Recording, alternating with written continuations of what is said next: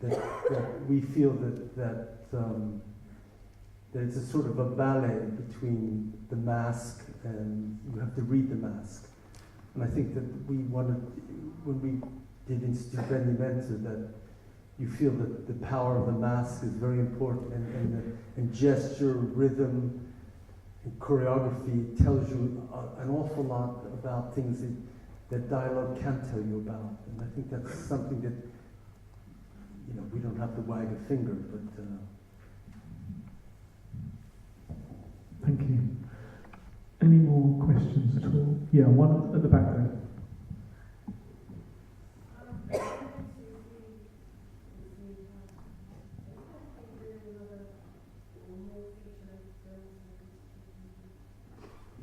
Will you?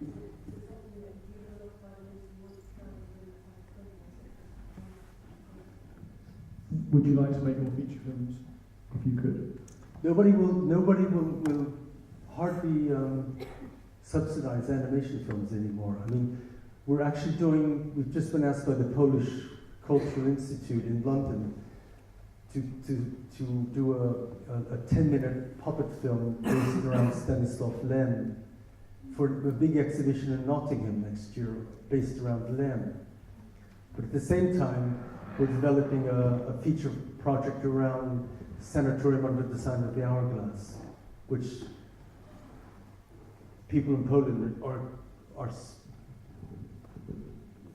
sort of interested in pushing. So we'll see, but we've written a script, they have it.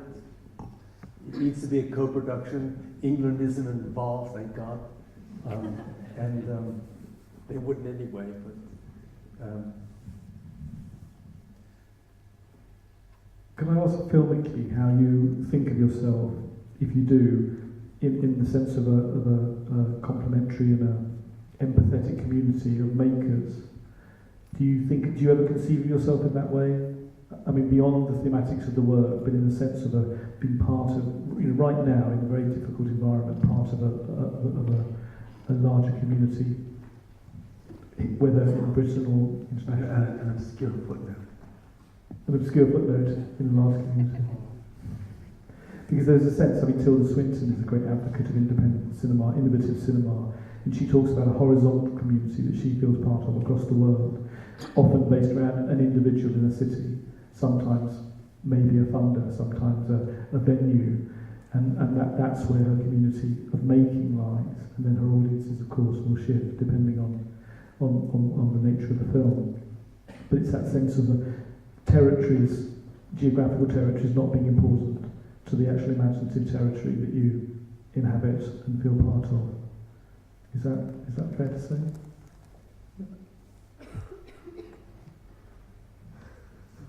That would be kind of gentle suicide. You can't think that. You just think about the work. Mm-hmm. You aim for that footnote. That's happiness. No, but I was going to say that. I mean, you know, she's a great ambassador, Tilda. But at the same time, we asked her to be in one of our films, and we didn't even get a response from her. Right. We didn't even get the reject letter from her. Like, sorry twins, not this time. Maybe another time. But she has twins too. Yeah. So we're particularly wounded. Oh dear. So we can rewind a substitute Tilda Swinton for Terry Gilliam, the great advocate of imaginative cinema. Moving quickly on to another question from somebody else, very different from me. Here we are. Yeah. I was wondering, with the rehearsals for Extinct Anatomies, does that relate to the choreographer Lucy Iden, and what made you have such a kind of clean and linear style compared to it differs so much from almost any of your other work?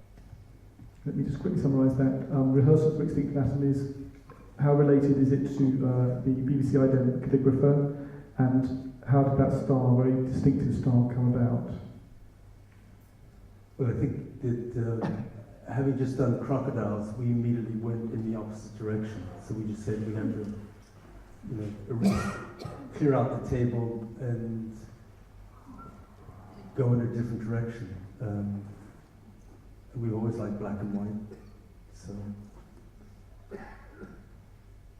was chamber work. It was a very formal idea that it was actually a failed test that we done for crocodiles, and then we used it as the core to develop rehearsals.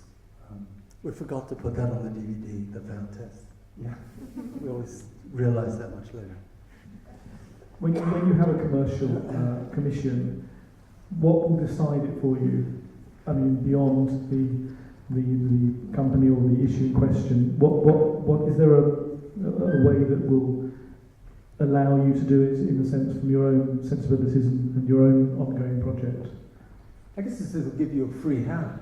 I mean, that was the ultimate thing, that they would come to you and say what was usually you're competing against people like Aardman.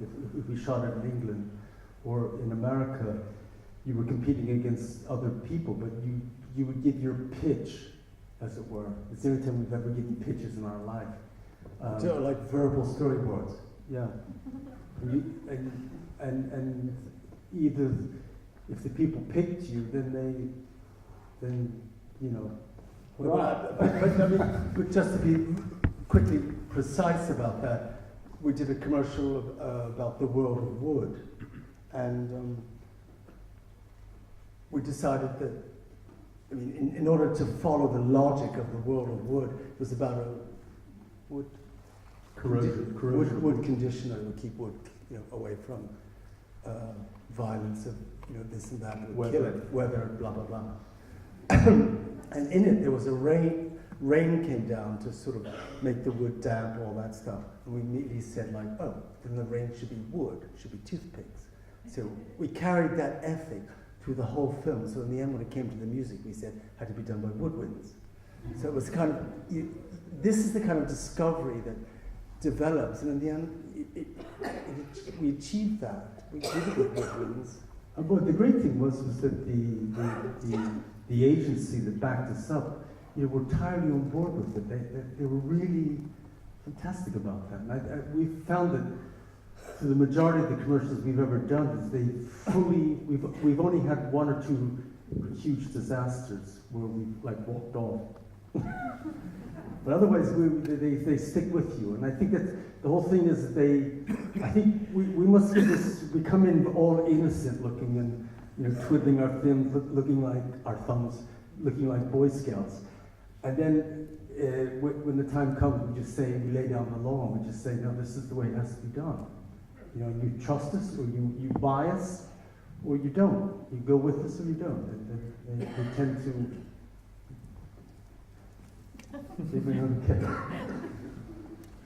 I didn't know that. Okay, oh yeah, question over there, yeah.